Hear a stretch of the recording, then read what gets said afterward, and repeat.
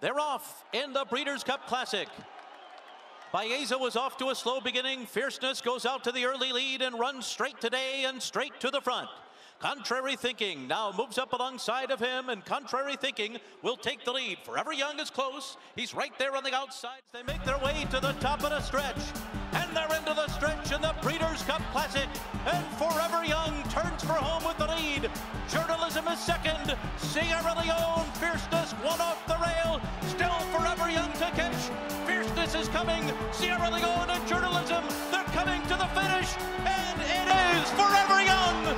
Celebrate Japan! They've won the Breeders' Cup Classic.